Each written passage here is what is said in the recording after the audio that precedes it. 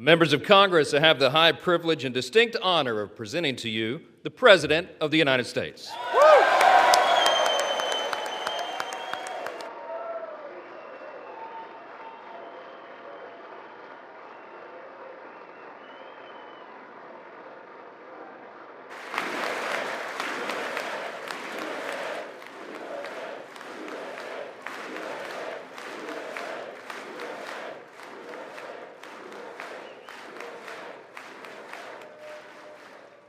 Well, thank you very much, everybody. It's really an honor. Speaker Johnson, Vice President Vance, First Lady of the United States,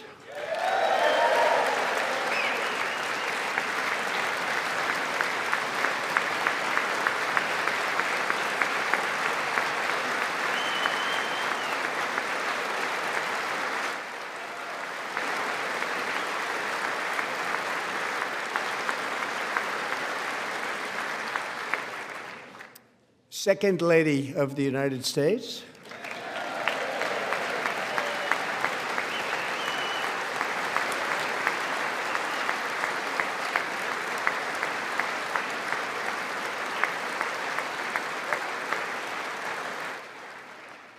members of Congress, and my fellow Americans.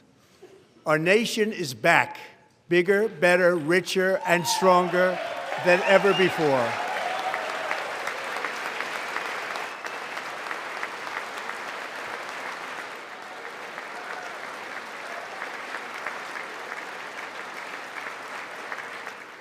Less than 5 months from now, our country will celebrate an epic milestone in American history, the 250th anniversary of our glorious American independence.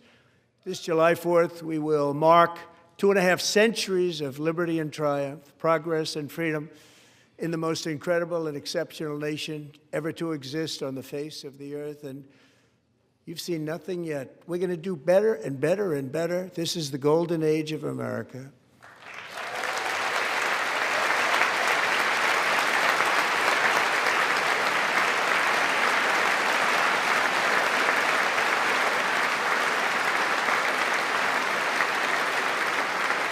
When I last spoke in this chamber 12 months ago, I had just inherited a nation in crisis with a stagnant economy, inflation at record levels, a wide-open border, horrendous recruitment for military and police, rampant crime at home, and wars and chaos all over the world. But tonight, after just 1 year, I can say with dignity and pride that we have achieved a transformation like no one has ever seen before, and a turnaround for the ages. It is indeed a turnaround for the ages.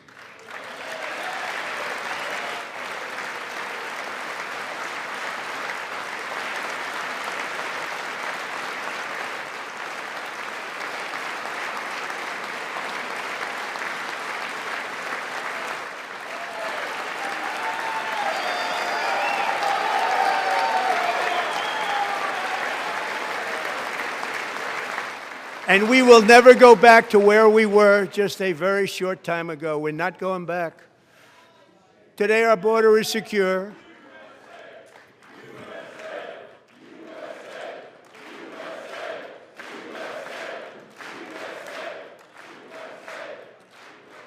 Thank you. Today, our border is secure. Our spirit is restored. Inflation is plummeting. Incomes are rising fast. The roaring economy is roaring like never before, and our enemies are scared, our military and police are stacked, and America is respected again, perhaps like never before.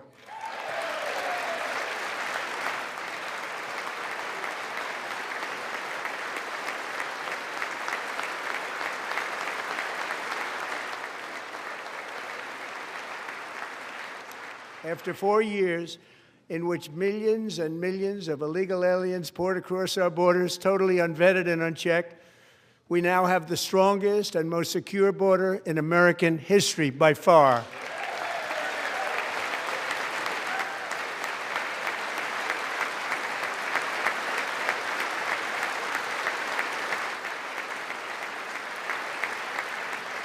In the past 9 months, 0 illegal aliens have been admitted to the United States.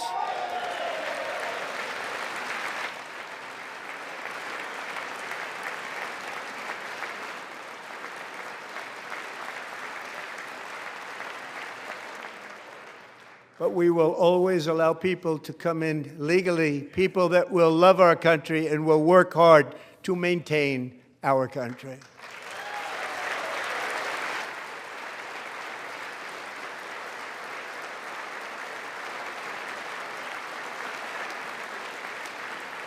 The flow of deadly fentanyl across our border is down by a record 56% in 1 year.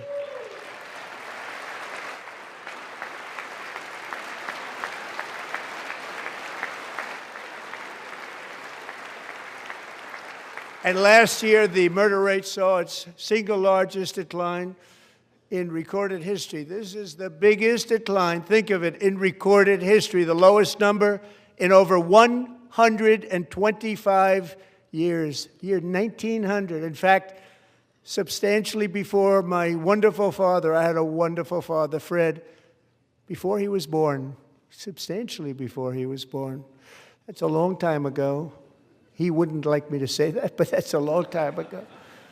The Biden administration and its allies in Congress gave us the worst inflation in the history of our country. But in 12 months, my administration has driven core inflation down to the lowest level in more than 5 years. And in the last 3 months of 2025, it was down to 1.7%.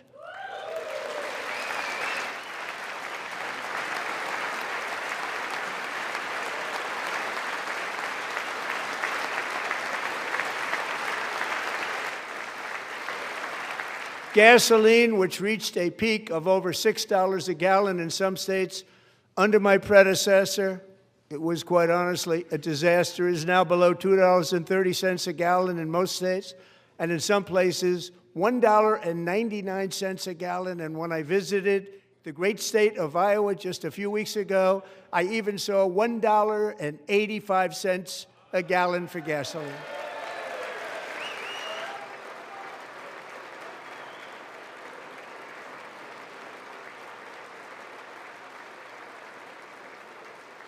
Mortgage rates are the lowest in 4 years and falling fast, and the annual cost of a typical new mortgage is down almost $5,000 just since I took office. 1 year.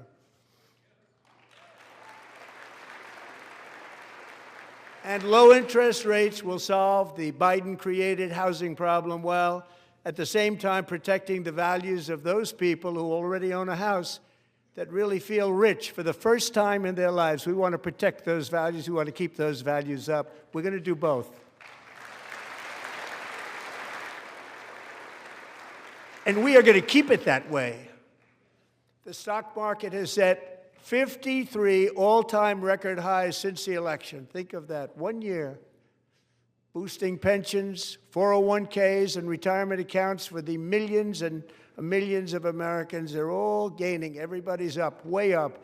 In 4 long years, the last administration got less than $1 trillion in new investment in the United States. And when I say less, substantially less.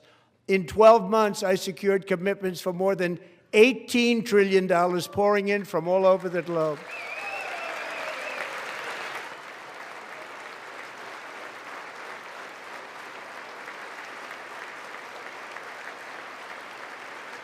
Think of it, much less than $1 trillion for 4 years versus much more than $18 trillion for 1 year. What a difference a president makes.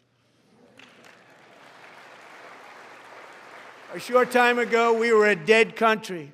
Now we are the hottest country anywhere in the world, the hottest.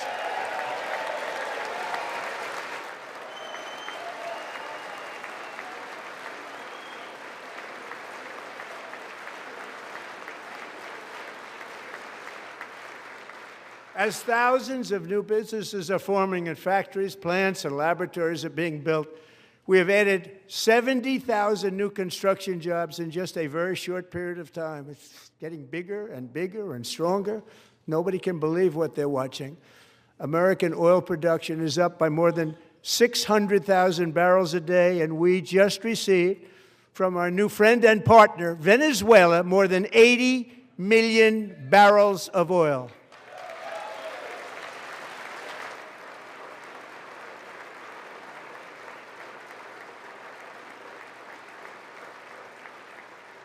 American natural gas production is at an all-time high because I kept my promise to drill, baby, drill.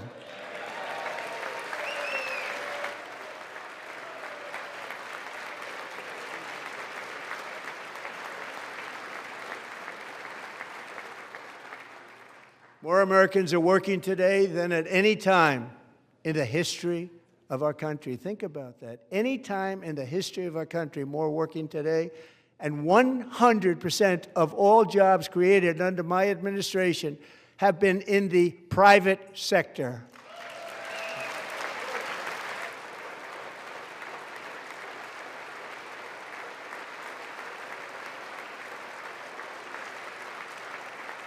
We ended DEI in America.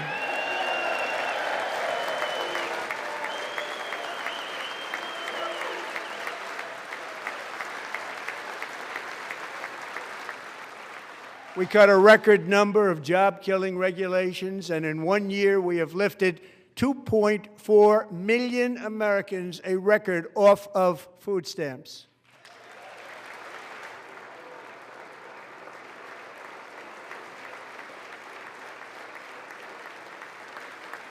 And for all of these reasons, I say tonight, members of Congress, the state of our union is strong.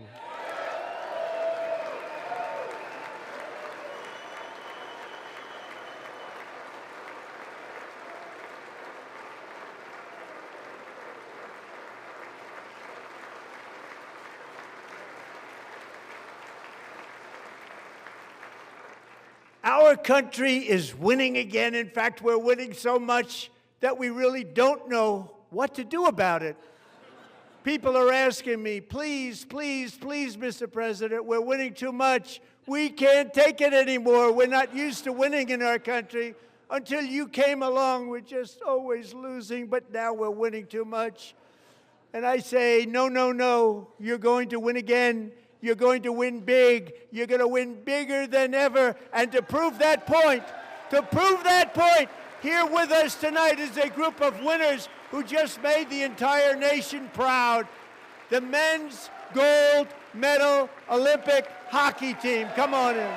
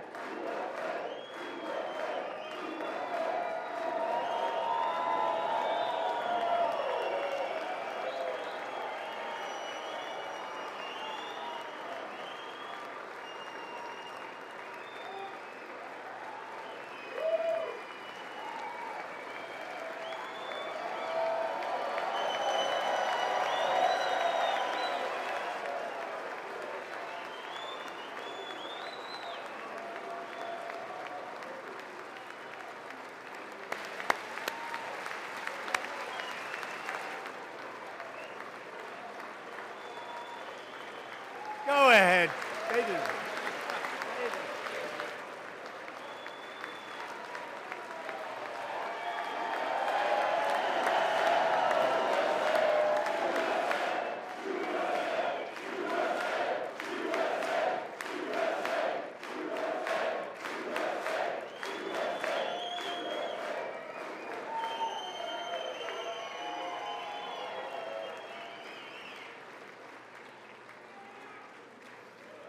That's the first time I've ever seen them get up. And actually, not all of them did get up. But they beat a fantastic Canadian team in overtime, as everybody saw, as did the American women who will soon be coming to the White House.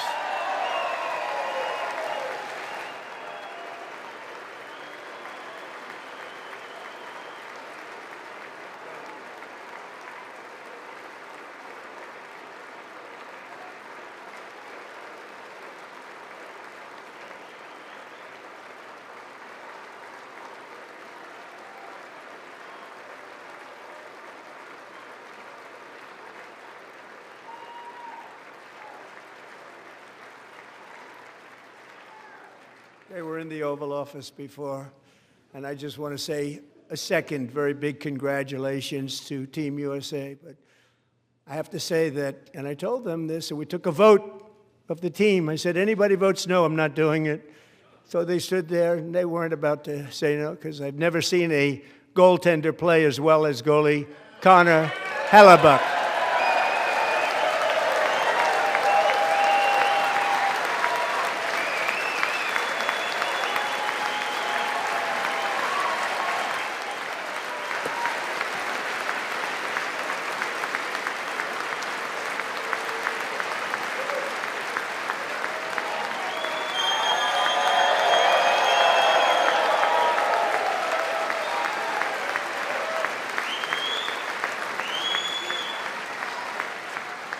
Think of it, 46 shots on goal, and I asked him, the one shot, the one where you put your stick in the back and it hit the neck of your stick and bounced off, do you practice that, or was that a little lucky? He refused to answer that question. But I just want to tell you that the members of this great hockey squad will be very happy to hear, based on their vote and my vote, and in this case my vote was more important, that I will soon be presenting Connor with our highest civilian honor, which we will be given and which has been given to many athletes over the years.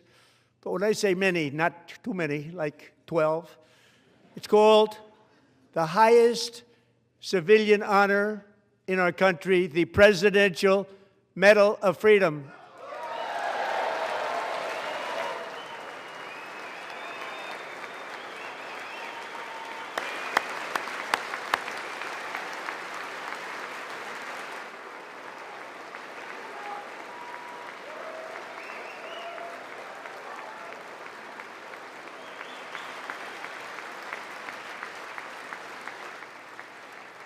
Great athletes have gotten that, very great, the best, and I thought he deserved it. And I did take a vote, every single one of them. I said, I'm not giving it if anybody goes no, and every single one of them rapidly put up their hand. So I want to thank you. What a special job you did. What special champions you are. Thank you very much.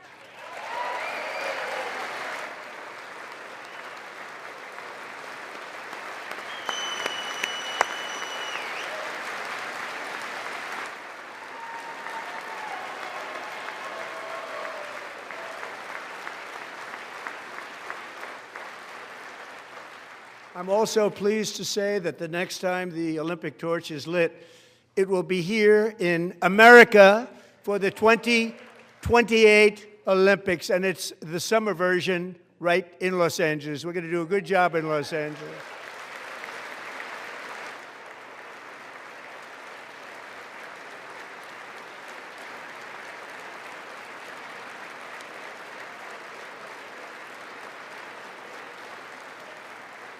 And Los Angeles is going to be safe, just like Washington, D.C. is now one of the safest cities in the country.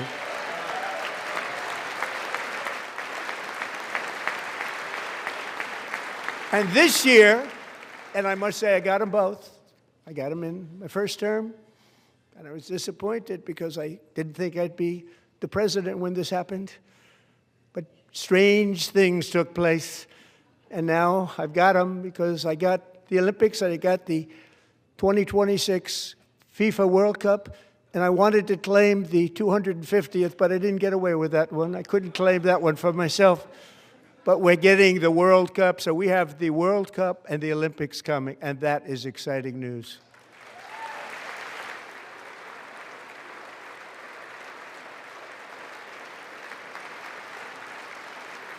So this will be a year to celebrate our country and the heroes who have kept it free.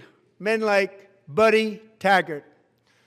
At age 17, Buddy volunteered to defend America in World War II, serving in the Pacific under the great General Douglas MacArthur. He fought bravely in the famous Battle of Manila, worked so hard. He was badly wounded and almost killed by enemy machine guns in Luzon. And 81 years ago this month, he liberated the largest internment camp in the Philippines, one of the largest anywhere in the world. Buddy earned many honors, including a Purple Heart and a Bronze Star, came home, started a family, and tonight he is in the gallery looking forward to July 4th, 2026, his 100th birthday.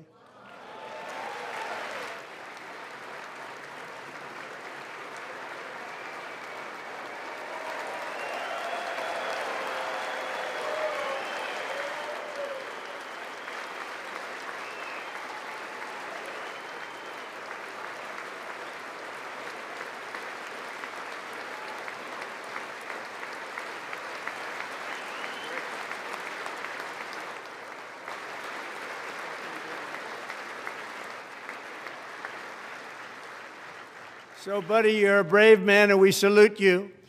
Even in times of challenge, setback, and immense heartache, the spirit of 1776 has always shone through very brightly. It was July 4th of last year when floodwaters tore through a girls' summer camp in Central Texas. One of the worst things I've ever seen. I was there, rising 26 feet in the matter of minutes, tragically claiming many, many lives. You all remember that one. As the waters threatened to sweep her away, 11-year-old Millie Kate McClelland closed her eyes and prayed to God. She thought she was going to die. Those prayers were answered when Coast Guard rescue swimmer Scott Ruskin descended from a helicopter above. Nobody knew where he came from. It was Scott's first ever rescue mission, a young guy, but very brave, very, very top, always top in his class. And he lifted not just Millie Kate, but 164 others to safety.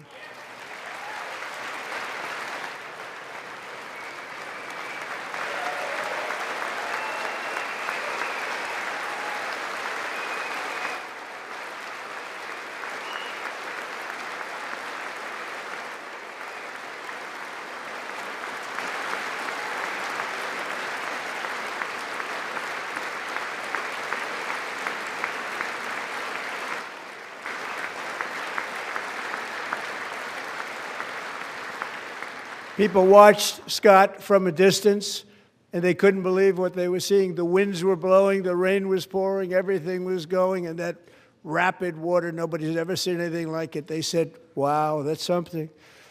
Tonight, Scott and Millie Kate are here together, reunited for the very first time. Thank you, Scott, Millie Kate.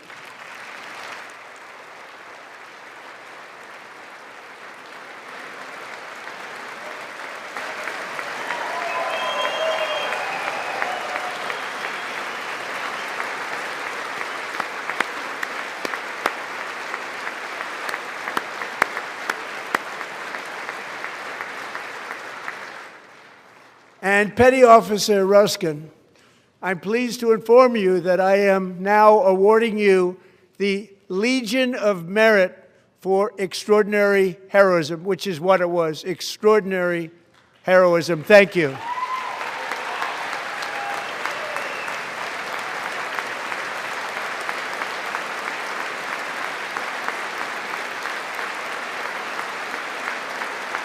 And I'd like to have the military aide to please come down and take care of the service. Military aide, thank you very much. Take care of that very important service. Thank you very much. From 1776 to today, every generation of Americans has stepped forward to defend life, liberty, and the pursuit of happiness. And they're really doing it for the next generation.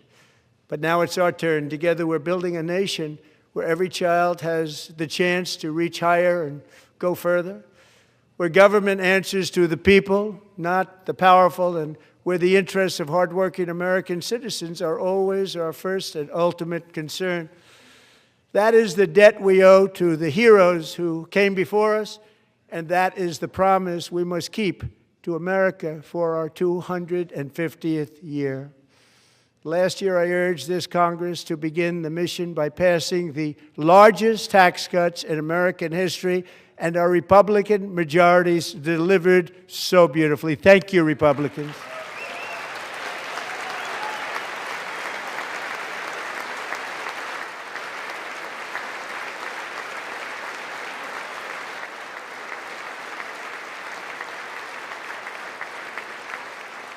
All Democrats, every single one of them, voted against these really important and very necessary massive tax cuts.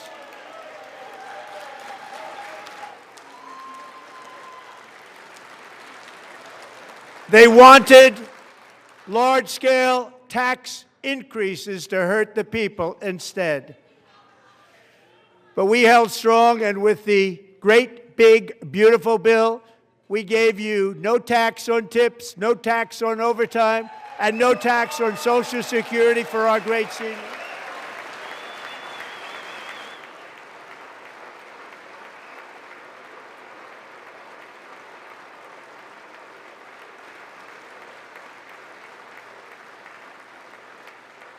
And we also made interest on auto loans tax deductible the first time, but only if the car is made in America.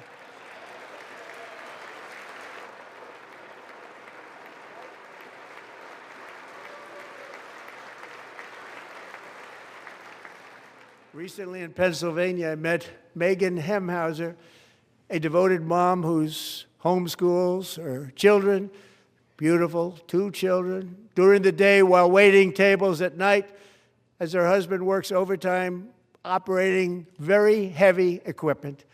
Megan is here this evening, and she's happy to tell you that she is so much richer because with no tax on tips, no tax on overtime, and our expanded child tax credit done again by Republicans, Megan and her husband will take home more than $5,000 extra just for the year, cutting her tax bill in more than half.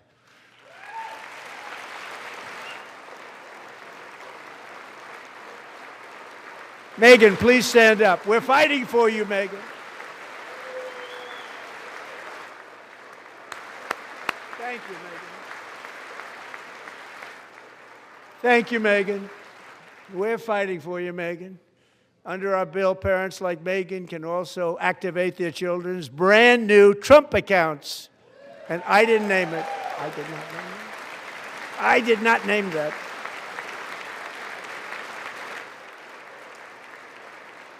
Nobody believes me, but I did not name it. It was named by a very tall man sitting right there in the third row. Nice man, a good man. Tax-free investment accounts for every American child. This is something that's so special and has taken off and gone through the roof. Millions will be pre-funded courtesy of the U.S. Treasury and private individuals like Michael and Susan Dell, who have donated $6.25 billion to fund the Trump accounts for 25 million American children. They're great people.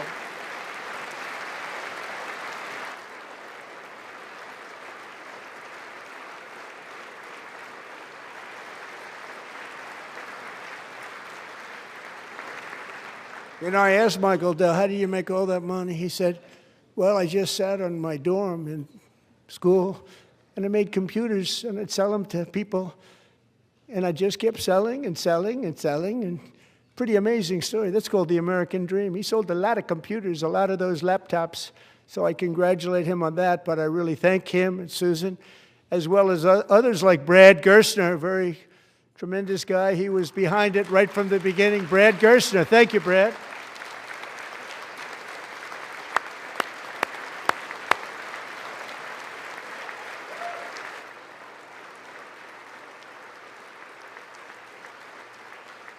So with modest additional contributions, these young people's accounts could grow to over $100,000 or more by the time they turn 18. Think of it. How much money is that for somebody that started with nothing? Over $100,000, could be much more than that. To make this investment in our children's future, go to trumpaccounts.gov, trumpaccounts.gov. And a lot of people are doing it. They're setting every record in the book. It's popular.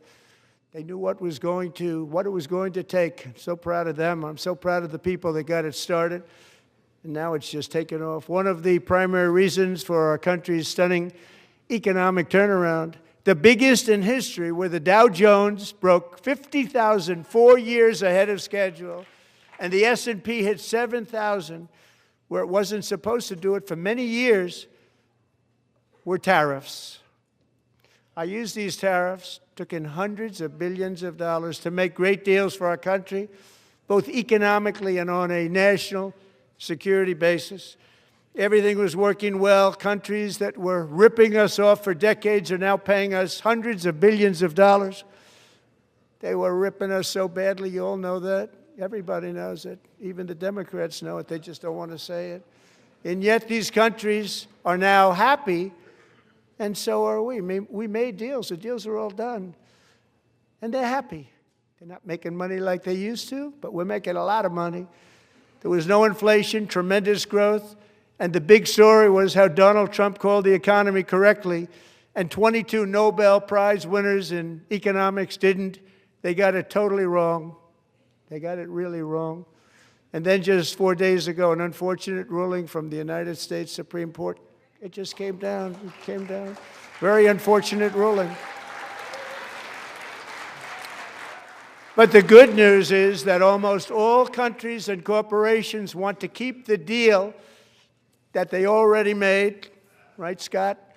Knowing that the legal power that I, as president, have to make a new deal could be far worse for them, and therefore they will continue to work along the same successful path that we had negotiated before the Supreme Court's unfortunate involvement. So despite the disappointing ruling, these powerful country-saving, it's saving our country, the kind of money we're taking in, peace-protecting. Many of the wars I settled was because of the threat of tariffs. I wouldn't have been able to settle them without. Will remain in place under fully approved and tested alternative legal statutes. And they have been tested for a long time.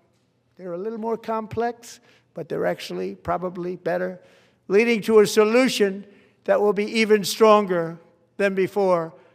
Congressional action will not be necessary. It's already time-tested and approved. And as time goes by, I believe the tariffs paid for by foreign countries will, like in the past, substantially replace the modern-day system of income tax, taking a great financial burden off the people that I love.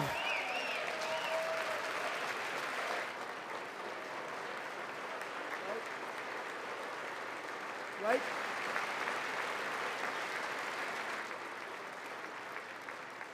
Moving forward, factories, jobs, investment, and trillions of dollars will continue pouring into the United States of America because we finally have a president who puts America first. I put America first.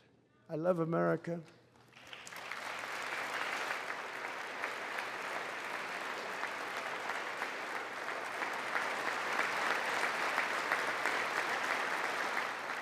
For decades before I came along, we had the exact opposite.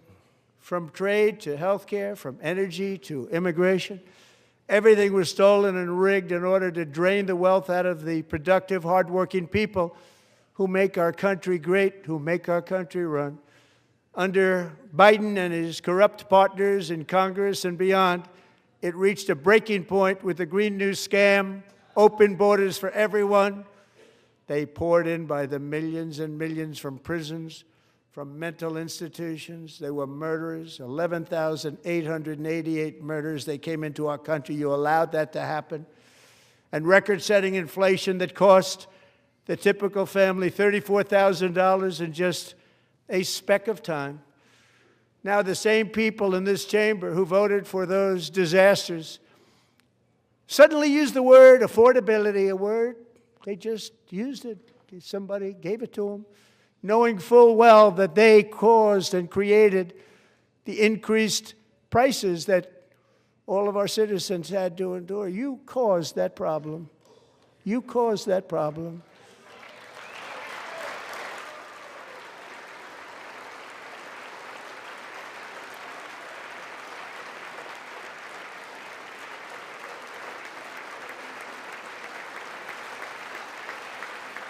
They knew their statements were a lie. They knew it. They knew their statements were a dirty, rotten lie. Their policies created the high prices Our policies are rapidly ending them. We are doing really well. Those prices are plummeting downward.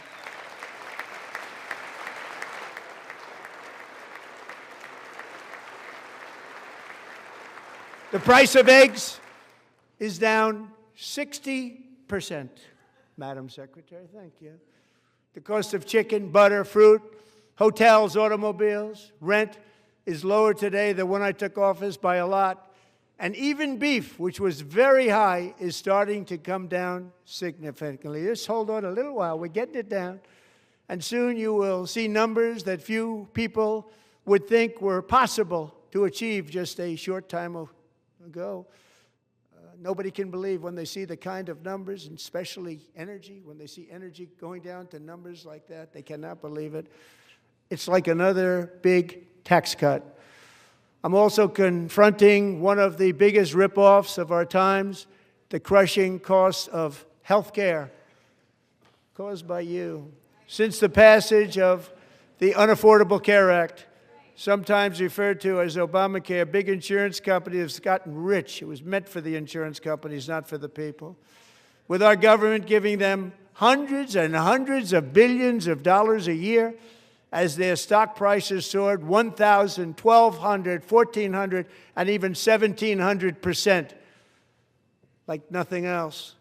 That's why I introduced the great health care plan. I want to stop all payments to big insurance companies and instead give that money directly to the people so they can buy their own health care, which will be better health care at a much lower cost.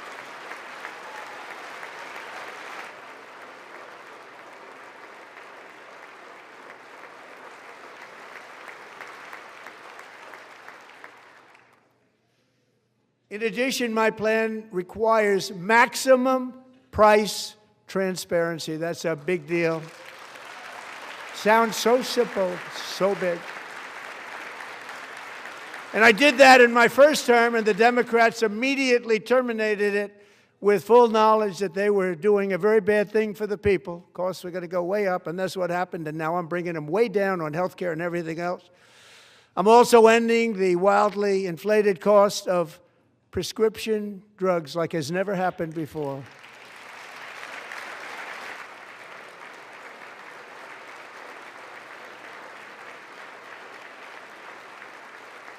Other presidents tried to do it, but they never could. They tried. Most didn't try, actually. But they tried. They said they tried. They couldn't do it. They didn't even come close. They were all talk and no action, but I got it done. Under my just enacted most favored nation agreements, Americans who have for decades paid by far the highest prices of any nation anywhere in the world for prescription drugs will now pay the lowest price anywhere in the world for drugs. Anywhere, the lowest price.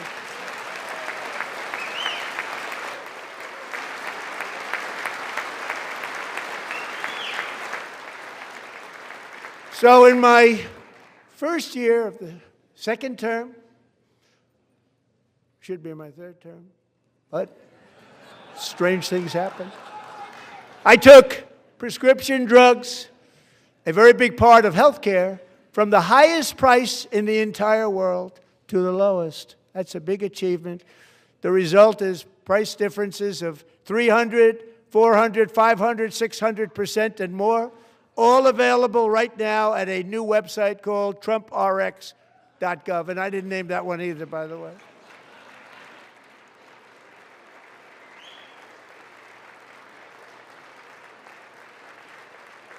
And here tonight is the very first customer ever to get that big discount, and it is big, Catherine Rayner. For 5 years, she and her husband have struggled with infertility, and they turned to IVF. One drug has been costing Catherine $4,000 to purchase, but a few weeks ago, she logged onto the TrumpRx website and got that same drug that cost $4,000, got it for under $500. A reduction of much more, actually, than $3,500. Catherine, we are all praying for you, and you're going to be a great mom.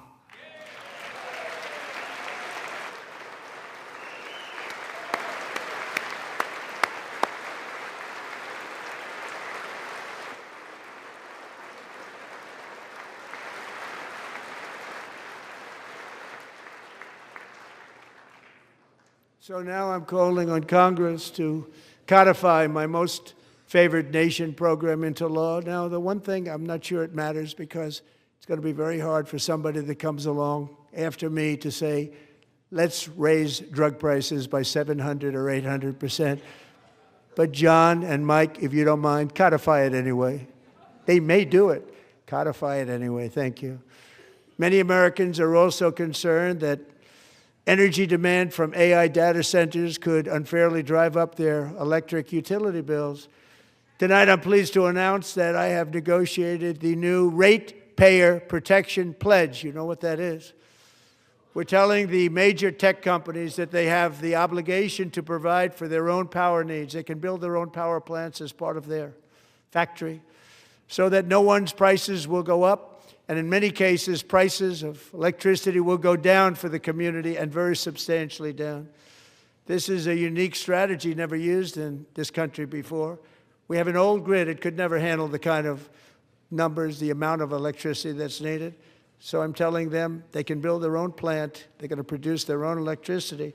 It will ensure the company's ability to get electricity while at the same time lowering prices of electricity for you, and could be very substantial for all of you cities and towns. You're going to see some good things happen over the next number of years. Another pillar of the American dream that has been under attack is home ownership. With us tonight is Rachel Wiggins, a mom of two from Houston. She placed bids on 20 homes and lost all of those bids to gigantic investment firms that bypassed inspection, paid all cash, and turned those houses into rentals, stealing away her American dream. She was devastated. Stories like this are why last month I signed executive order to ban large Wall Street investment firms from buying up in the thousands single-family homes.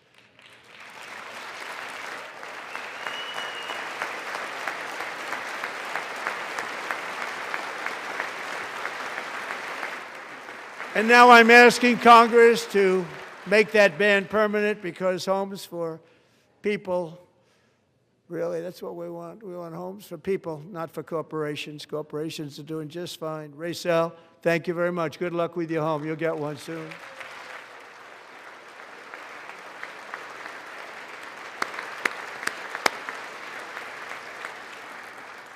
We're also working to make it easier for Americans to save for retirement.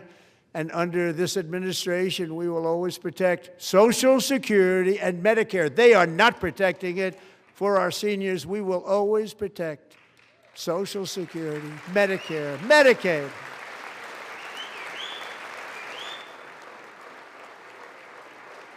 Since I took office, the typical 401k balance is up by at least $30,000.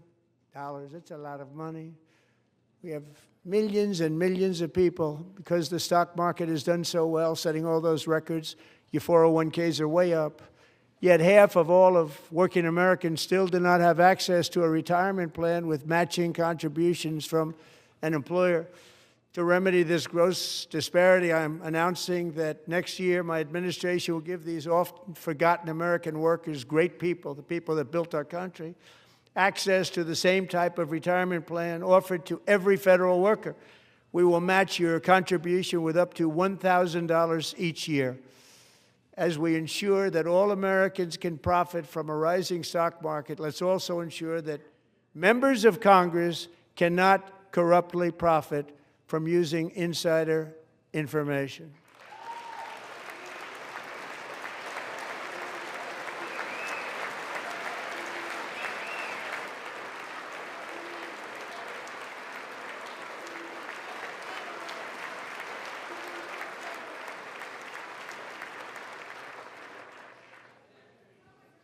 They stood up for that. I can't believe it. I can't believe it. Did Nancy Pelosi stand up if she's here? Doubt it. Pass the Stop Insider Trading Act without delay.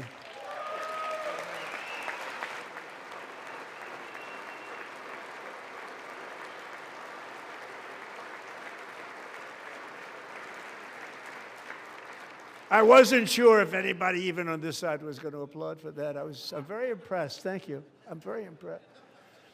But when it comes to the corruption that is plundering, it's plundering America.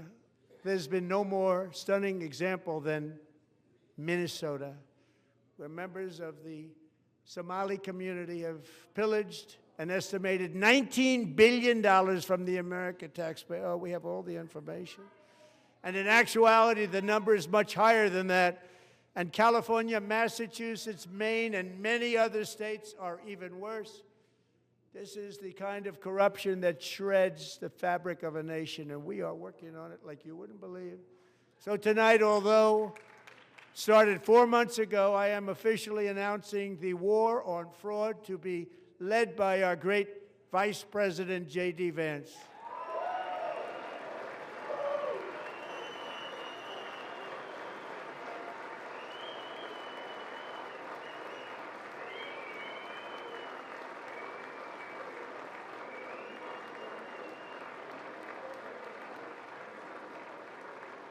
He'll get it done. And we're able to find enough of that fraud, we will actually have a balanced budget overnight. It'll go very quickly. That's the kind of money you're talking about. We'll balance our budget. The Somali pirates who ransacked Minnesota remind us that there are large parts of the world where corruption and lawlessness are the norm, not the exception. Importing these cultures through unrestricted immigration and open borders brings those problems right here to the USA. And it is the American people who pay the price in higher medical bills, car insurance rates, rent, taxes, and perhaps most importantly, crime. We will take care of this problem. We're going to take care of this problem. We are not playing games. Delilah.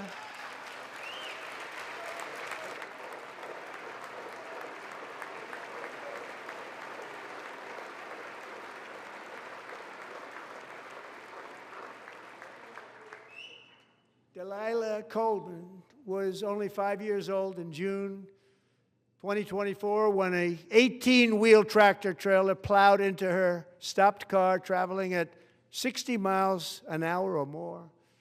The driver was an illegal alien let in by Joe Biden and given a commercial driver's license by open borders politicians in California. Doctors said Delilah would never be able to walk or talk, have a good life. She wouldn't even be able to eat again. But against all odds, she is now in the first grade learning to walk. And she's here this evening with her dad, Marcus, a fantastic man. Delilah, please, you are a great inspiration. Please stand up.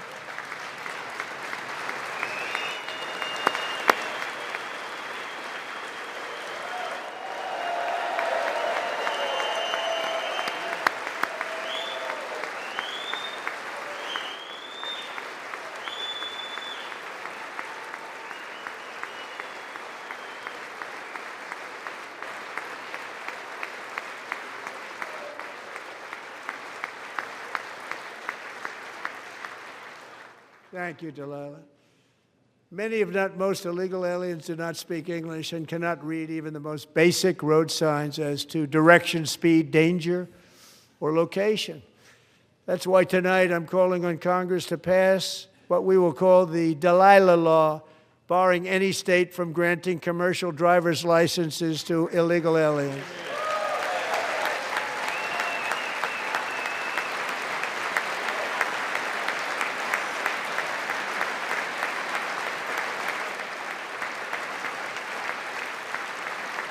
And yesterday, as you probably saw at the White House, I hosted a ceremony with Americans who lost their treasured loved ones to the scourge of illegal immigration. People came into our country, how we allowed this to happen with our open borders. These are the angel moms and families that for decades our government betrayed and our media totally ignored. It was terrible. Hard to believe, actually. In 2023, a 16-year-old high school cheerleader named Elizabeth Medina was supposed to perform in her town's Christmas parade, but she never arrived. Her mother, Jacqueline, went home to look for her, and she found her lying dead in a bathtub bleeding profusely after being stabbed 25 times. Lizbeth's killer was a previously arrested illegal alien who had broken in and brutally extinguished the brightest light in her family's life, violently and viciously. Her heartbroken mother is in the gallery to remind everyone in this chamber exactly why we are deporting illegal alien criminals to our country at record numbers, and we're getting them the hell out of here fast. We don't want them.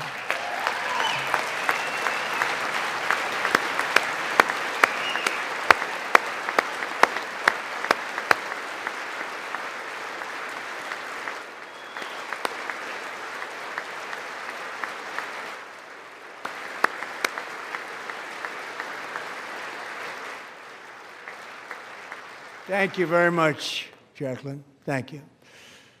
We can never forget that many in this room not only allowed the border invasion to happen before I got involved, but indeed they would do it all over again if they ever had the chance. If they ever got elected, they would open up those borders to some of the worst criminals anywhere in the world. The only thing standing between Americans and a wide open border right now is President Donald J. Trump and our great Republican patriots in Congress. Thank you. Thank you.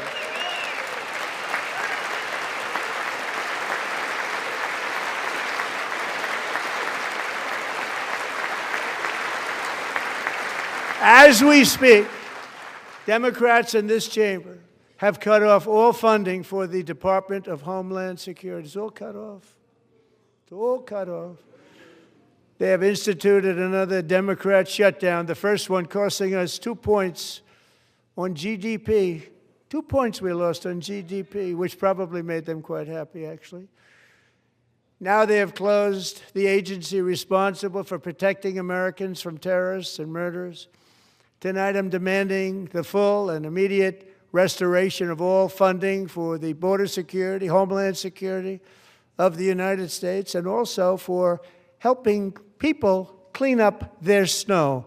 We have no money because of the Democrats, and it would be nice. We'd love to give you a hand at cleaning it up, but you gave no money. Nobody's getting paid. It's a shame. So you have to think about it. We have, in case you didn't know, a pretty large snowstorm out there. One of the great things about the State of the Union is how it gives Americans the chance to see clearly what their representatives really believe. So tonight I'm inviting every legislator to join with my administration in reaffirming a fundamental principle. If you agree with this statement, then stand up and show your support. The first duty of the American government is to protect American citizens, not illegal aliens.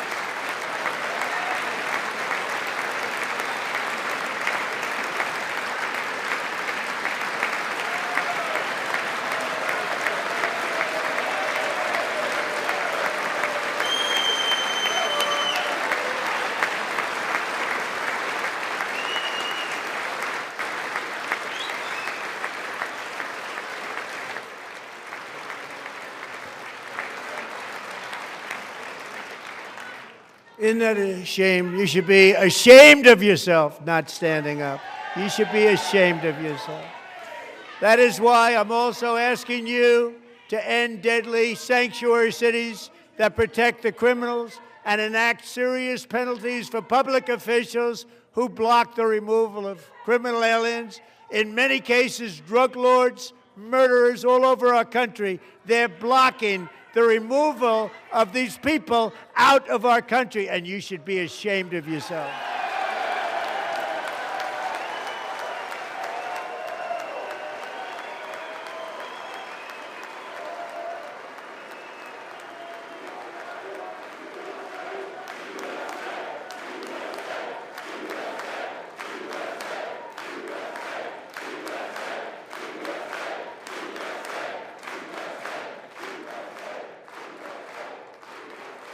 And perhaps most importantly, I'm asking you to approve the Save America Act.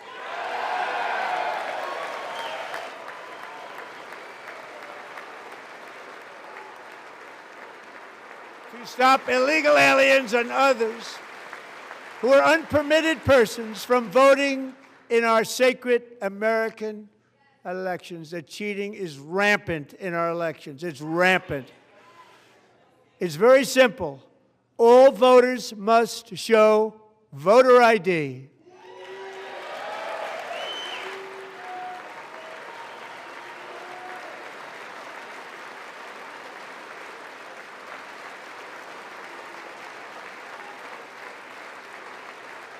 All voters must show proof of citizenship in order to vote.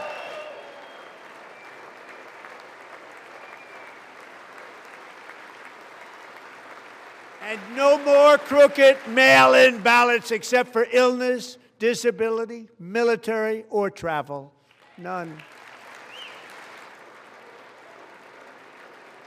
And this should be an easy one. And by the way, it's polling at 89%, including Democrats. 89%.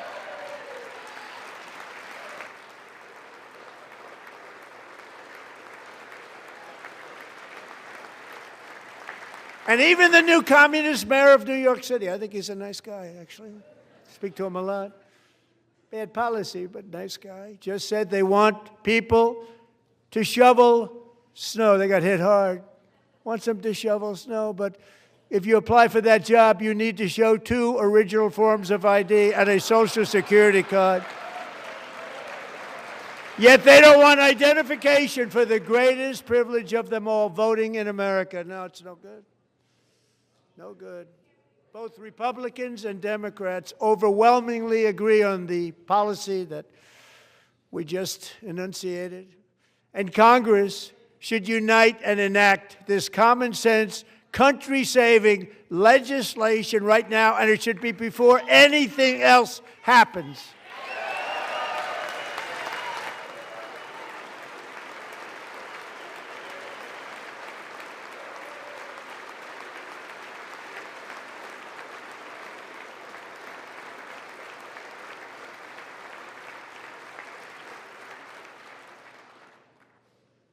And the reason they don't want to do it, why would anybody not want voter ID? One reason, because they want to cheat. There's only one reason. They make up all excuses. They say it's racist. They come up with things, you almost say, what imagination they have.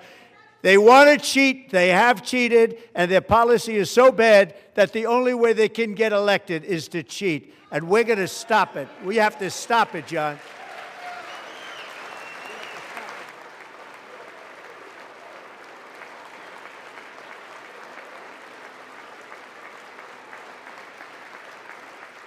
And here is one more opportunity to show common sense in government. In the gallery tonight are Sage Blair and her mother, Michelle.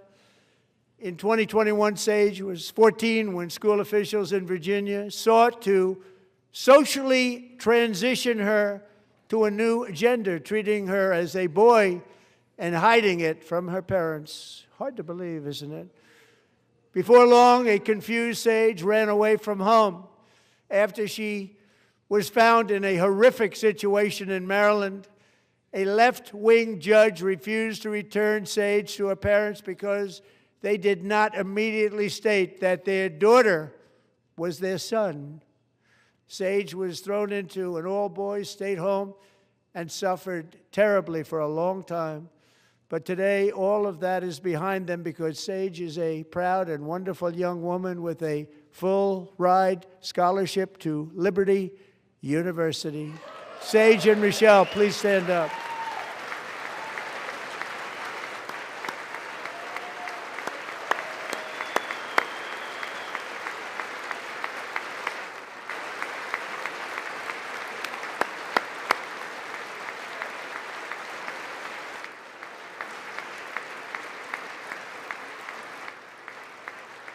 And thank you for your great bravery. And who can believe that we're even speaking about things like this? 15 years ago, if somebody was up here and said that, they'd say, what's wrong with him? But now we have to say it because it's going on all over numerous states without even telling the parents. But surely we can all agree no state can be allowed to rip children from their parents' arms and transition them to a new gender against the parents' will. Who would believe that we're even talking about this? We must ban it, and we must ban it immediately.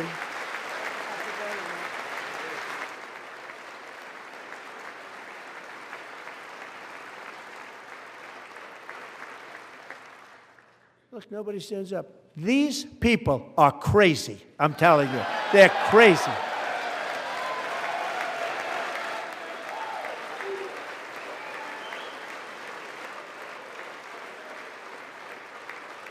Amazing, incredible.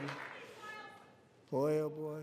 We're lucky we have a country. With people like this, Democrats are destroying our country, but we've stopped it just in the nick of time, didn't we? Huh?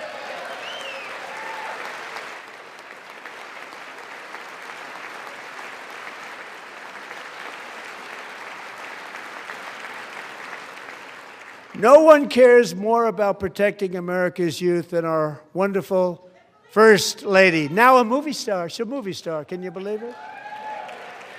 Who would have believed that?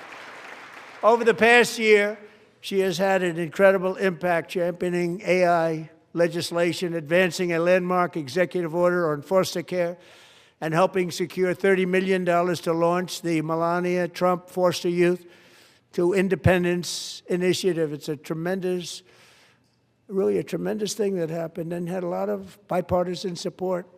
She gets much better bipartisan support than I do. I get none. She gets a lot. Someday you're going to have to tell me how you did that. And students and educators in every state have joined the First Lady's efforts in the presidential AI challenge, keeping America's next generation positioned to succeed and strongly succeed in the future.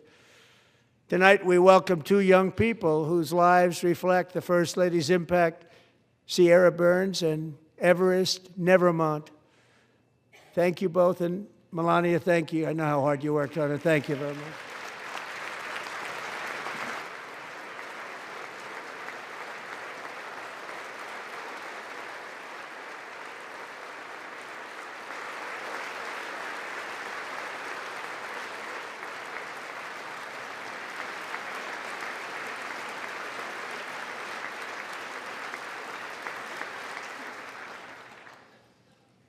I'm very proud to say that during my time in office, both the first 4 years and in particular this last year, there has been a tremendous renewal in religion, faith, Christianity, and belief in God.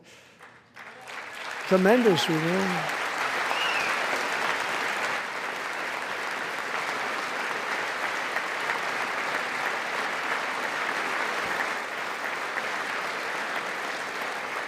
This is especially true among young people, and a big part of that had to do with my great friend, Charlie Kirk, a great guy, great man.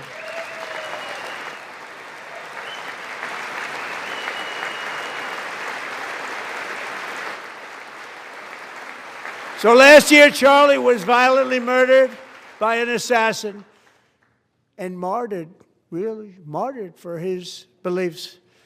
His wonderful wife, Erica, is with us tonight. Erica, please stand.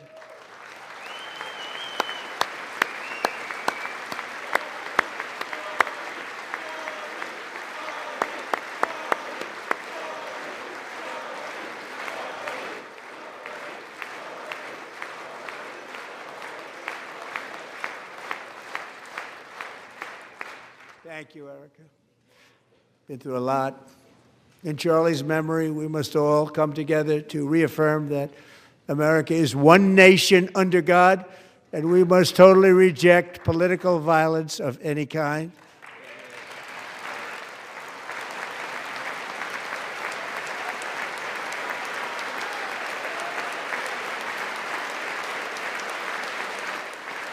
We love religion, and we love bringing it back, and it's coming back at levels that nobody actually thought possible. It's really a beautiful thing to see. Above all, unleashing America's promise requires keeping our communities safe. We have made incredible strides, yet dangerous repeat offenders continue to be released by pro-crime Democrat politicians again and again. We are honored to be joined tonight by a woman who's been through hell, Anya Zarutska. In 2022, she and her beautiful daughter, so beautiful, what a beautiful young woman, Irina, fled war-torn Ukraine to live with relatives near Charlotte, North Carolina. And by the way, what's going on with Charlotte? Last summer, 23-year-old Irina was riding home on the train when a deranged monster who had been arrested over a dozen times and was released through no cash bail, stood up and viciously slashed a knife through her neck and body. No one will ever forget. There were people on that train. No one will ever forget the expression of terror on Irina's face as she looked up at her attacker in the last seconds of her life. She died instantly. She had escaped a brutal war only to be slain by a hardened criminal set free to kill in America, came in through open borders. Mrs. Zarutska, tonight I promise you we will ensure justice for your magnificent daughter, Irina.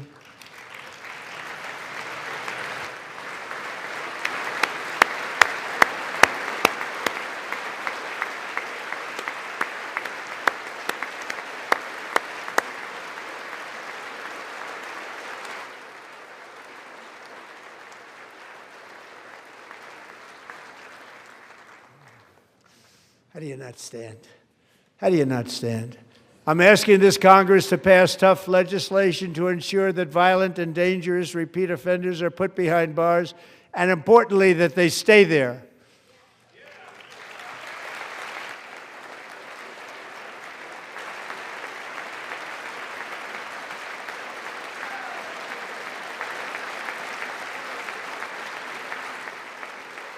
Starting last summer, I deployed our National Guard and federal law enforcement to restore law and order to our most dangerous cities, including Memphis, Tennessee, big success, New Orleans, Louisiana, big success, and our nation's capital itself, Washington, D.C., where we have almost no crime anymore in Washington, D.C. How did that happen?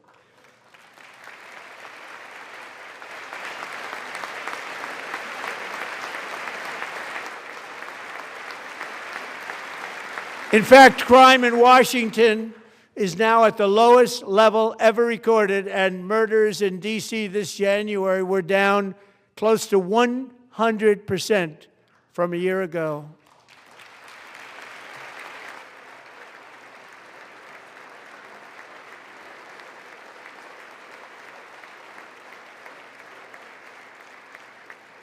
They don't like to hear that. One of the brave service members who helped achieve this stunning turnaround was 20-year-old West Virginia Army National Guard Specialist Sarah Beckstrom. After a 4-month deployment, she voluntarily extended her service, and her rank was going to be lifted. She was doing so well. They were so proud of her. But the very next day, she was on patrol near the White House when she was ambushed and shot in the head by a terrorist monster from Afghanistan. Shouldn't have been in our country. And all because she wore the uniform of our nation, she was shot. He traveled here because he didn't like people wearing our uniform. He was sick and deranged, shouldn't have been in our country. Sarah Beckstrom died in order to defend our capital, and we are honored to be joined by her wonderful parents, Gary and Evalie. Your daughter was a true American patriot, and she will be greatly missed. She was a great person. I saw reports on her. They've never seen anything like it.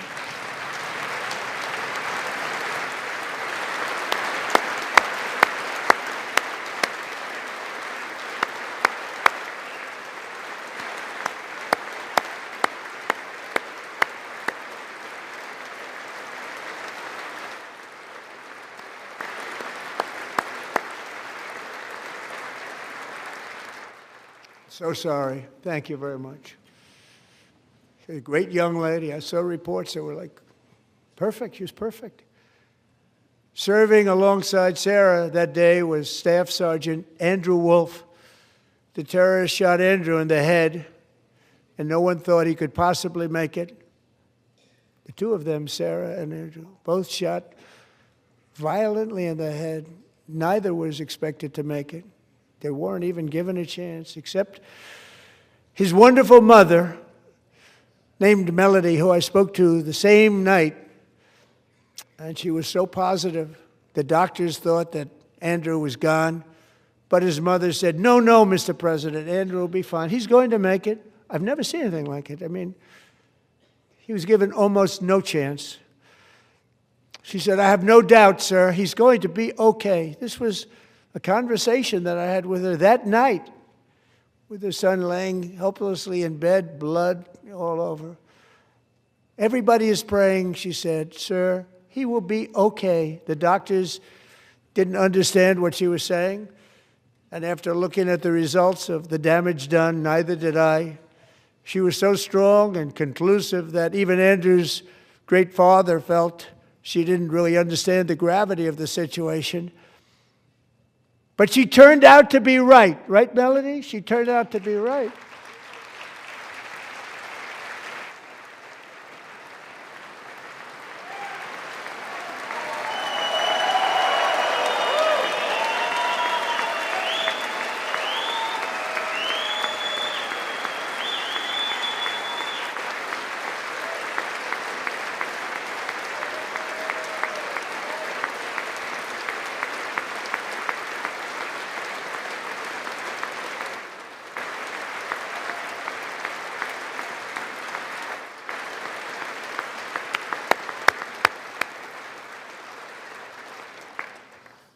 Amazing, actually. I said, where does this woman come from? She's the most positive person I've ever met. With God's help, Andrew has battled back from the edge of death, and we're talking about the edge of death, on his way to a miraculous recovery. He's got a little work to do, but he's doing great. Nice to see you. He's a good-looking guy. Nice to see you. Thanks, Andrew. Thank you very much.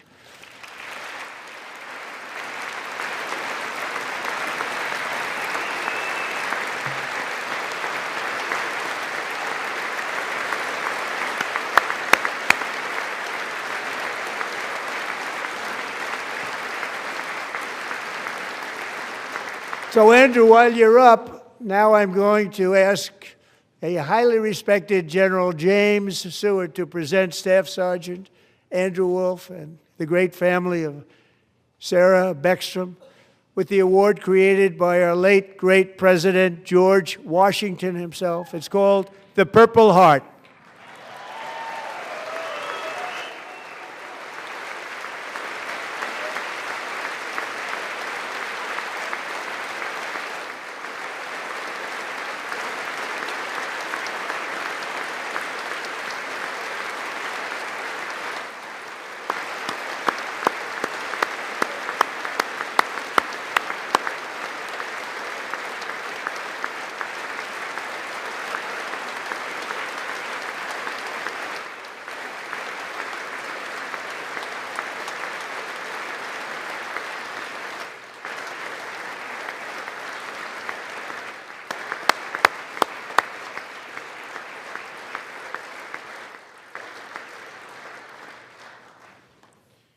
We love you all.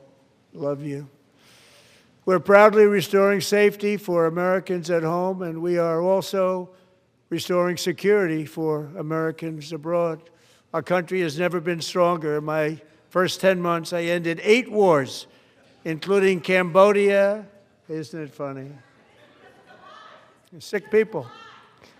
Cambodia and Thailand, Pakistan and India. Would have been a nuclear war. 35 million people said the Prime Minister of Pakistan would have died if it were not for my involvement. Kosovo and Serbia, Israel and Iran, Egypt and Ethiopia, Armenia and Azerbaijan, the Congo and Rwanda, and of course the war in Gaza, which proceeds at a very low level. It's just about there. And I want to thank Steve Witkoff and Jared Kushner for your help. Thank you, Steve. Thank you, Jared.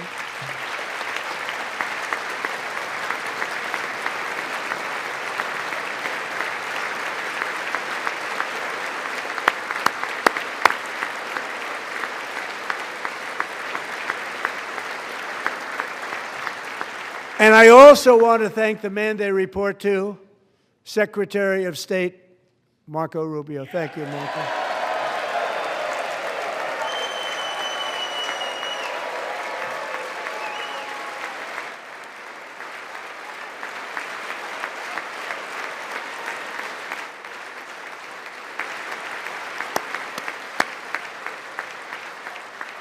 People like you. You know, Marco got 100% of the votes when he was in confirmation. I think our next one was about 54%. And some of the Democrats are now saying, I can't believe we approved that guy. And he said it's an honor that they feel that way, right, Marco? You have done a great job, great Secretary of State. I think he'll go down as the best ever.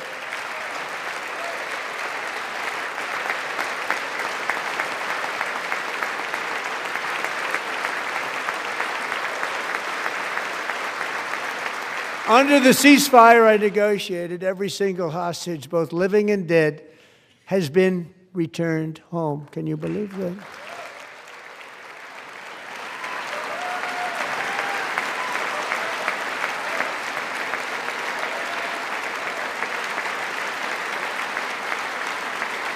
Nobody thought it was possible. Nobody thought that was possible. Both living and dead. And those parents who had a dead son, their boy, they'd always tell me their boy, they wanted him as much as though he were living. It was an amazing period of time. And they came back, and when we got all of the living hostages back, and many, many before them, but I always said those last 20 are going to be very tough, but we got many, many more, hundreds. But I said those last 20 are going to be tough. We got them back. But we only got back 14 or 15 of the dead of the 28. And believe it or not, Hamas worked along with Israel, and they dug and they dug and they dug. It's a tough thing to do, going through bodies all over, passing up 100 bodies sometimes for each one that they found. Tough job. And they finally got it back to 27. And then Steve and Jared, they got it back to 28. They found all 28. Nobody thought that was possible, but we did it. And I remember the family of the 28th. They were so grieved, but they were so happy as it's possible to be. They had their boy back. The mother said, "Sir, we have our boy back." What a period of time that was, but we got them all back. So thank you both very much. Great job.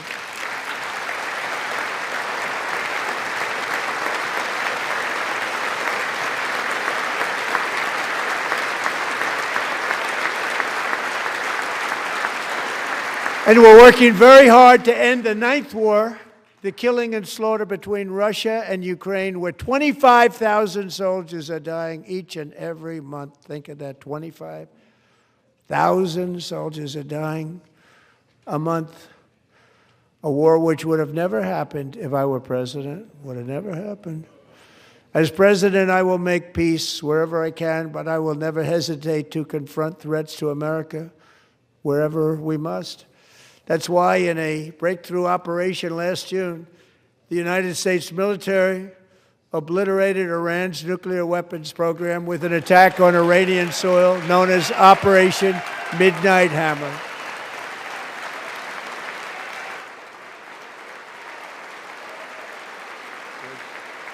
Good.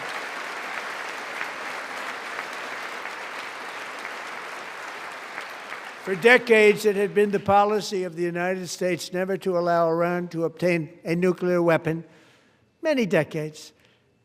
Since they seized control of that proud nation 47 years ago, the regime and its murderous proxies have spread nothing but terrorism and death and hate. They've killed and maimed thousands of American service members and hundreds of thousands and even millions of people with what's called roadside bombs. They were the kings of the roadside bomb. And we took out Soleimani. I did that during my first term. Had a huge impact.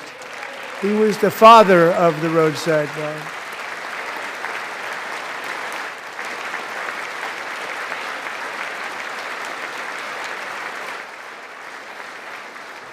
And just over the last couple of months with the protests, they've killed at least, it looks like, 32,000 protesters. 32,000 protesters in their own country.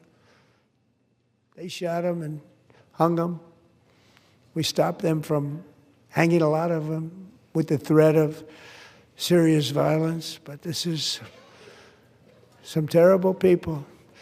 They've already developed missiles that can threaten Europe and our bases overseas, and they're working to build missiles that will soon reach the United States of America. After Midnight Hammer, they were warned to make no future attempts to rebuild their weapons program, and in particular, nuclear weapons. Yet they continue. They're starting it all over. We wiped it out, and they want to start all over again, and are at this moment again pursuing their sinister ambitions. We are in negotiations with them. They want to make a deal, but we haven't heard those secret words. We will never have a nuclear weapon. My preference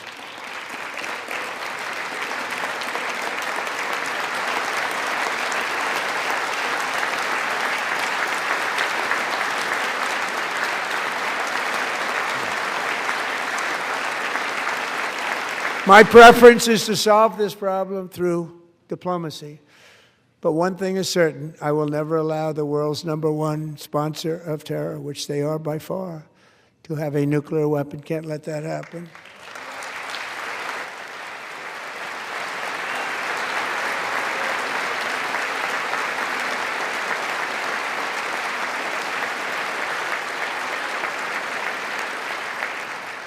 And no nation should ever doubt America's resolve. We have the most powerful military on earth. I rebuilt the military in my first term. We're going to continue to do so. Also, we just approved a $1 trillion budget. We have no choice. We have to be strong, because hopefully we will seldom have to use this great power that we built together. It's really called peace through strength, and it's been very, very effective.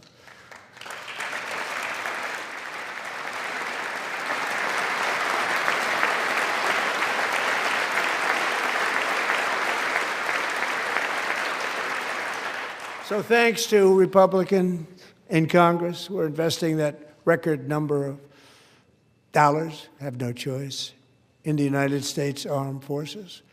Also creating a lot of jobs, but we're not even doing it for that reason. Because as I said, we have more jobs, more people working today than ever before in the history of our country.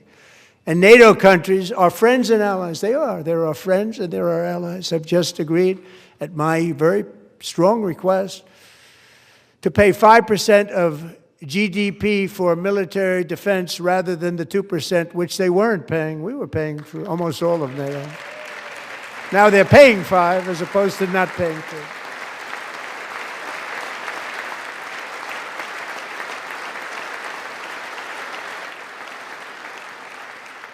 And getting that 5% was something which everyone said would never be done, could not happen. We got it really easily with one meeting.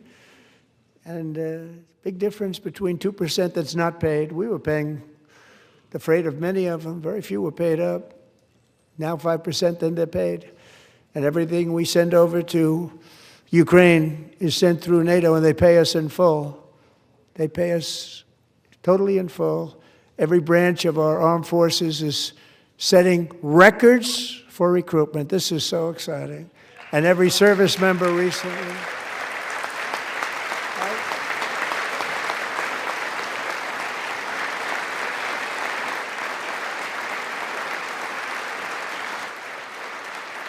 And every service member recently received a warrior dividend of $1,776.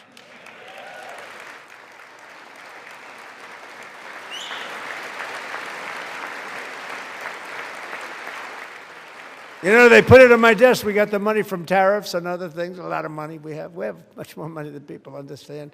Have to rebuild that program a little bit, but it won't take long. But we got the money, and it was $1,775, and they wanted my approval. And I said, what's the number? $1,775. I said, wait a minute. For one more dollar, we can have $1,776. It's going to I said, we're going to figure that. I never asked anybody if we could afford it. One more dollar, I said $1,776. And I said, that's good. And I'll tell you what, our military, that was 4 months ago, our military, I never see a person in the military that doesn't thank me for it, so we're honored to do it. They deserve it. And we call it 1776. It was great. And we love our military. We love our law enforcement. We love our firemen. You know, the firemen don't get mentioned enough. We love our firemen. We're also...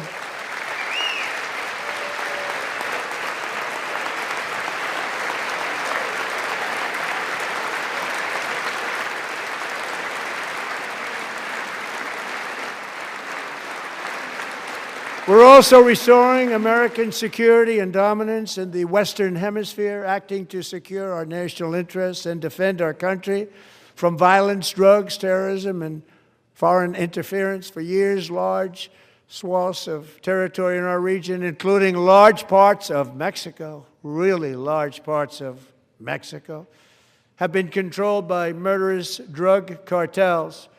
That's why I designated these cartels as foreign terrorist organizations, and I declared illicit fentanyl as a weapon of mass destruction.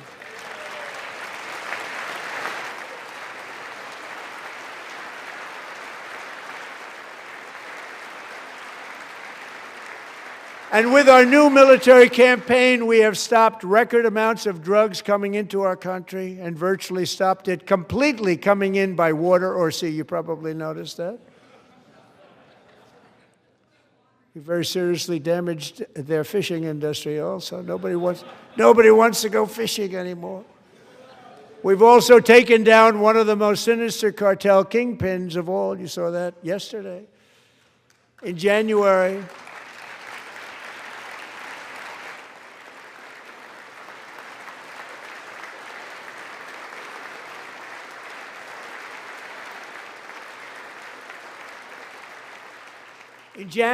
elite American warriors carried out one of the most complex, spectacular feats of military competence and power in world history. No one's seen anything like it. Foreign leaders, I won't tell you who, called me and they said, very impressive, very good. They couldn't believe, they all watched, they saw what happened. This is a different fighting force that we had years ago when we fought to tie.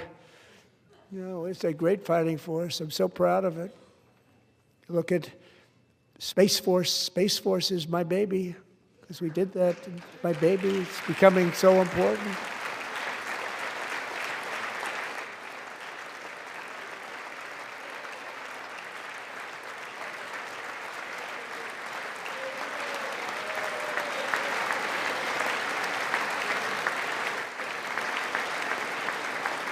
And America's armed forces overwhelmed all defenses and utterly defeated an enemy, good fighters, to end the reign of outlaw dictator Nicolas Maduro and bring him to face American justice.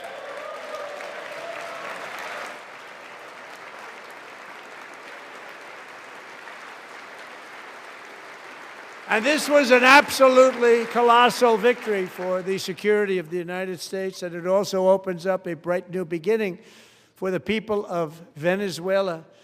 We're working closely with the new president of Venezuela, Delcy Rodriguez, to unleash extraordinary economic gains for both of our countries and to bring new hope to those who have suffered so terribly.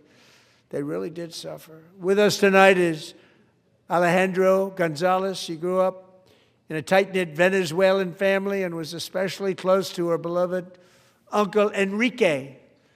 But after Enrique ran for office and opposed Maduro, he was kidnapped by Maduro's security forces and thrown into the regime's really infamous prison in Caracas. Alejandro feared she would never see her uncle again. She feared for her own life also.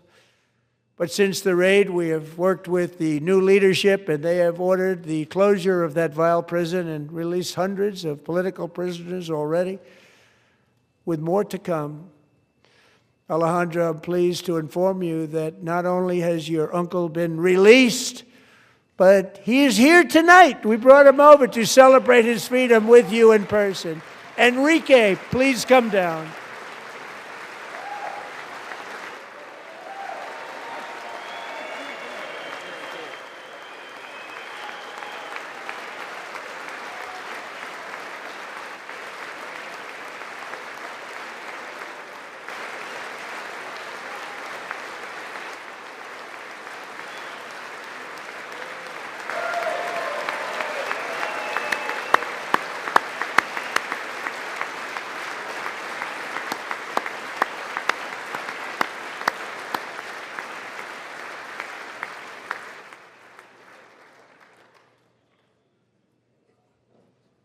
Thank you, Enrique. Have a good time. Nice to have you back, Enrique. There were many heroes on that January raid to capture Maduro, really great heroes. It was very dangerous. They knew we were coming. They were all set. But the deeds of one warrior that night will live forever in the eternal chronicles of military valor. Chief Warrant Officer 5, Eric Slover, planned the mission and was the flight lead in the cockpit of the first helicopter, a big, beautiful, powerful helicopter. It was a massive Chinook carrying, as you can imagine, many, many American warfighters. Wearing the dog tags his wife Amy had blessed with holy water before he left. She knew it was going to be a rough one. Eric steered the Chinook under the cover of night and descended swiftly upon Maduro's heavily protected military fortress. This was a major military installation, protected by thousands of soldiers and guarded by Russian and Chinese military technology. How did that work out? Not too good. While preparing to land, enemy machine guns fired from every angle, and Eric was hit very badly in the leg and hip, one bullet after another. He absorbed 4 agonizing shots, shredding his leg into numerous pieces. And yet, despite the fact that the use of his legs was vital to successful helicopter flight, legs are the most important part of flying a helicopter, to deliver the many commandos who would capture and detain Maduro was the only thing Eric was thinking about. Then, even as he was gushing blood, which was flowing back down the aisle, helicopter lands at a steep angle. The machine guns stood right in front of him. They were right in front of him, 2 machine gunners who escaped the wrath of the previous planes. Eric maneuvered his helicopter with all of those lives and souls to face the enemy and let his gunners eliminate the threat. Turned the helicopter around so the gunners could take care of business, saving the lives of his fellow warriors from what could have been a catastrophic crash deep in enemy territory. Only after safely landing the helicopter with all the warriors aboard in the exact right spot, which was vital to the mission. We probably would have had to maybe cancel the mission if that didn't happen. Eric told his co-pilot, also wounded, but not as gravely, to take over. I'm about ready to pass out. The success of the entire mission and the lives of his fellow warriors hinge on Eric's ability to take the searing pain. It was unbelievable what's happened to his legs of the bullets and keep on flying and landing and People knew what was happening. Everybody in the back of the helicopter knew because they saw the blood pouring down the aisle. Chief Warrant Officer Slover is still recovering from his serious wounds, but I'm thrilled to say that he is here tonight with his wife, Amy, Eric, and Amy. Come on in.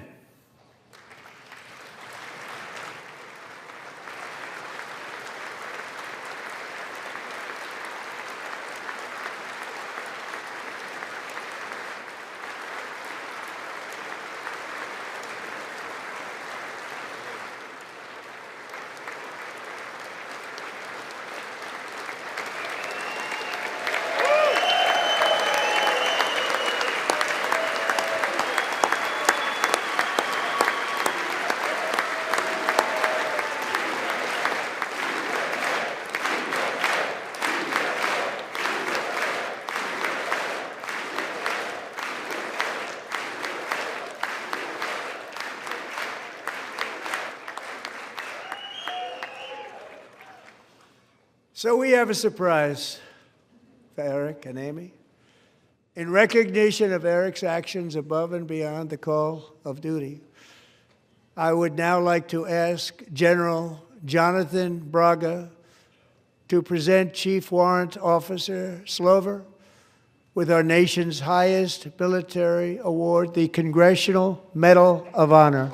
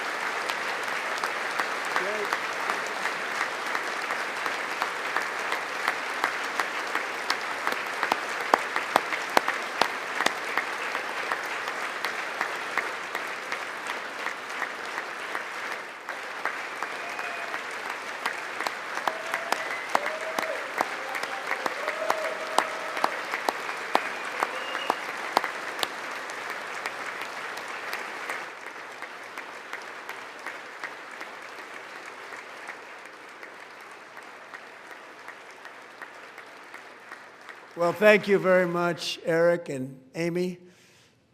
Great to get to know you. I met with them and with a lot of their fellow warriors at Fort Bragg recently. You notice the name Fort Bragg, we have it back, we brought it back. We won the First World War with it, the Second World War with it, and then they decided to change the name. So we changed it back. Everybody wanted to change back too. And 10 of Eric's fellow warriors from that incredible night of victory will also be receiving medals at a private ceremony that will soon be held at the White House, and Eric will be there. Thank you.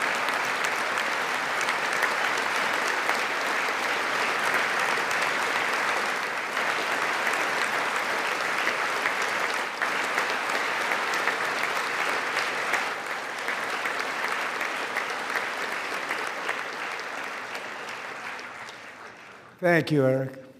That's a big one. Tonight we've celebrated many truly extraordinary American patriots, but there is one last living legend to honor before we go. He is one more heroic American aviator, Navy fighter pilot. Royce Williams served in World War II, Korea, Vietnam, flying more than 220 missions. In the skies over Korea in 1952, Royce was in the dogfight of a lifetime, legendary dogfight. Flying through blizzard conditions, his squadron was ambushed by 7 Soviet fighter planes.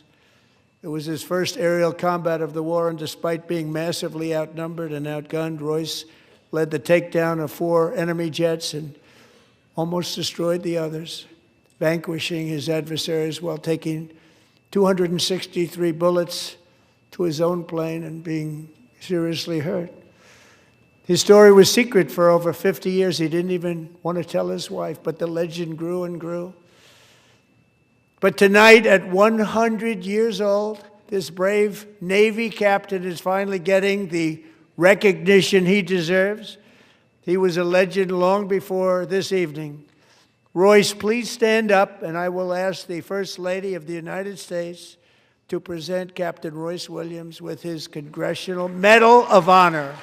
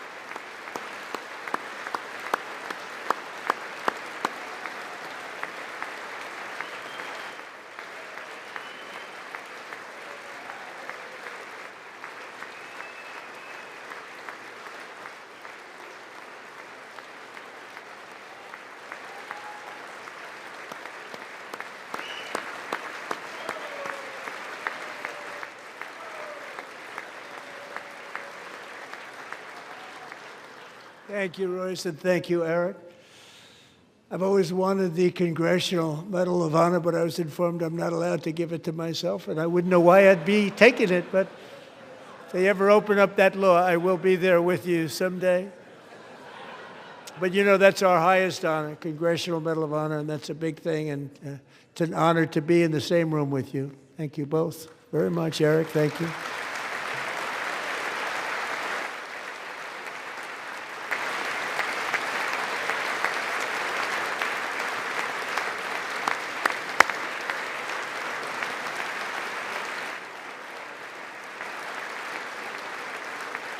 Thank you.